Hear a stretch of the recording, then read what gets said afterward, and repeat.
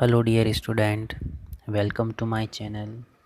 In the continuation to the last class, today we will discuss states of matter. Okay.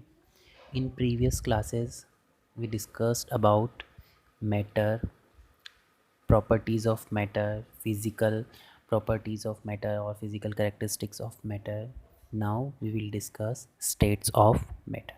Okay. As I told in previous class, matter has basic three state: solid, liquid and gas. Okay.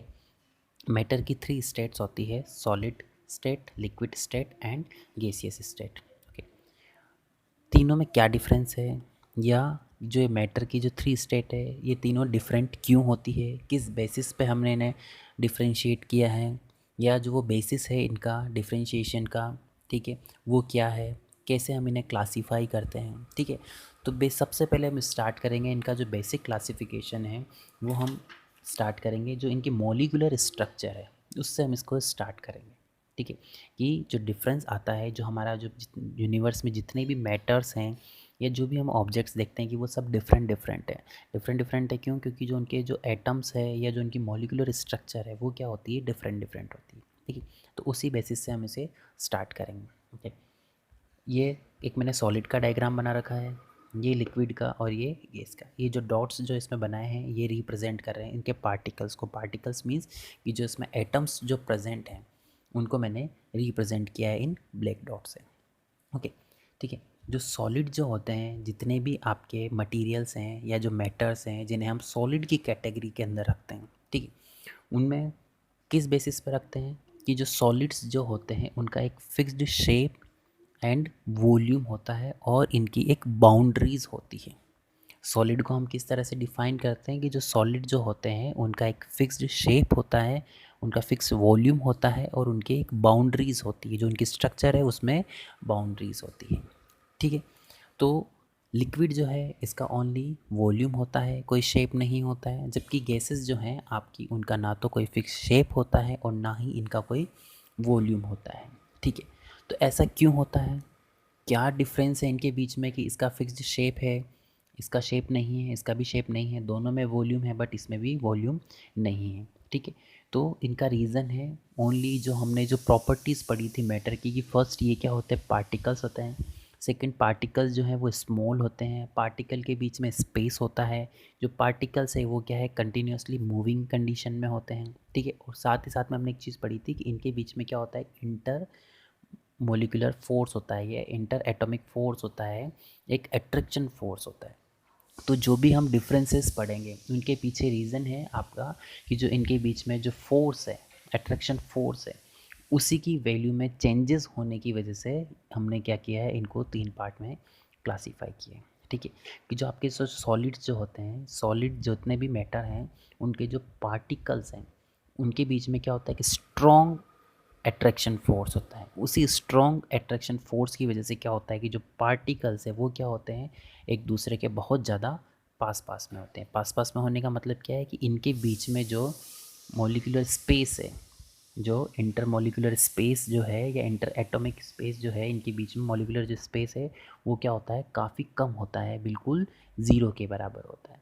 इसी वजह से या इसी reason से क्या होता है कि जो सॉलिड जो हैं इनका क्या होता है, फिक्स्ड शेप होता है, फिक्स्ड वॉल्यूम होता है और इनकी क्या होती है, एजेस होती है। ठीक है, क्या डिफर किसकी वजह से, कि अट्रैक्शन फोर्स, अट्रैक्शन फोर्स की वजह से।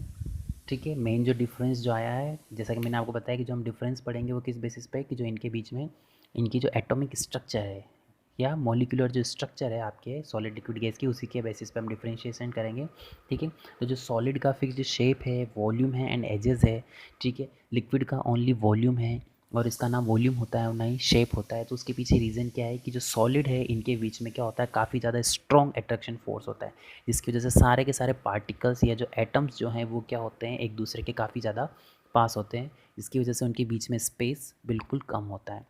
इसी रीज़न की वजह से क्या होता है कि जो सॉलिड जो होते हैं आपके, उनका क्या होता है, फिक्स्ड शेप होता है, फिक्स्ड वॉल्यूम होता है और इनके एक डेफिनेट बाउंड्रीज होती है और इसका एक डेफिनेट मास होता है। ठीक है, जबकि आपके जो लिक्विड्स हैं इनका ओनली क्या है, आपका वॉल्यूम होता है, फिक्स शेप नहीं होता है। क्यों नहीं होता है? क्योंकि सॉलिड के कंपैरिजन में इनके बीच में जो फोर्स है, अट्रैक्शन फोर्स है, वो थोड़ा वीक होता है, बट कंपैरिजन टू गैस थोड़ा स्ट्रॉन्ग होता है, इंटरमीडिएट होता है, और यहाँ पे सबसे कम फोर्स होता है। ठीक है। नेक्स्ट, इनके बीच में स्पेस क्या होता है? सॉलिड के कंपैरिजन में थोड़ा ज़्यादा स्पेस होता है, ठीक है, और इनमें बहुत ज़्यादा स्पेस होता है। नेक्स्ट आता है काइनेटिक एनर्जी, कि मैंने जैसा कि हमने बताया था, बात करी थी कि जो मैटर हैं, जो उनके पार्टिकल्स है, वो कंटिन्यूसली मूविंग इन नेचर, कि वो क्या करते हैं, कंटिन्यूसली मूव करते हैं। मूव करने का मीन्स क्या है कि उनके बीच में उनके अंदर एक एनर्जी है। काइनेटिक एनर्जी मीन्स कि जो मोशन की वजह से जो एनर्जी एक्वायर कर रहा है ऑब्जेक्ट, उसे हम बोलते हैं काइनेटिक एनर्जी। ठीक है। तो जो सॉलिड्स जो हैं, इनके पार्टिकल्स के बीच में क्या है कि स्ट्रॉन्ग अट्रैक्शन फोर्स है, जिसकी वजह से क्या होते हैं कि ये अपनी पोजीशन चेंज करके मूव नहीं कर पाते हैं। बट मोशन तो होती है, किस तरह की मोशन होती है? वाइब्रेट। ये क्या करते हैं? ओनली अपनी पोजीशन पर वाइब्रेट करते हैं, बट अपनी पोजीशन चेंज नहीं कर पाते। लिक्विड और गैस में क्या है? पार्टिकल्स अपनी पोजीशन को इजीली चेंज करते हैं। क्यों? क्योंकि सॉलिड के कंपैरिजन में इनकी जो काइनेटिक एनर्जी है वो थोड़ी ग्रेटर होती है। ठीक है। तो स्ट्रॉन्ग अट्रैक्शन फोर्स और काइनेटिक एनर्जी, इनमें डिफरेंस होने की वजह से ही क्या होता है, आपके सॉलिड, लिक्विड एंड गैस तीनों अलग अलग कैटेगरी में कैटेगराइज्ड होते हैं और क्लासीफाइड होते हैं। ठीक है। तो ये तो हमारा बेसिस था कि जो इनके बीच में स्ट्रॉन्ग जो फोर्स है, अट्रैक्शन फोर्स है, या जो स्पेस है, या काइनेटिक एनर्जी है, उसी रीज़न से क्या होता है, आपका solid, liquid and gas classify होते हैं। ठीक है। अब हम इनके बीच में जो भी डिफरेंसेस हैं, वो डिफरेंसेस देखेंगे कि solid state, liquid state and gaseous state में क्या डिफरेंस होता है। तो वन बाय वन हम सॉलिड को पहले स्टडी करेंगे, देन लिक्विड को, एंड देन गैस को। ये था आपका बेसिक इंट्रोडक्शन कि जो मैटर के जो स्टेट है, तीनों स्टेट है, उनका क्लासिफिकेशन हम किस बेसिस पे करते हैं। Okay, thanks for watching video. Please like and subscribe my channel.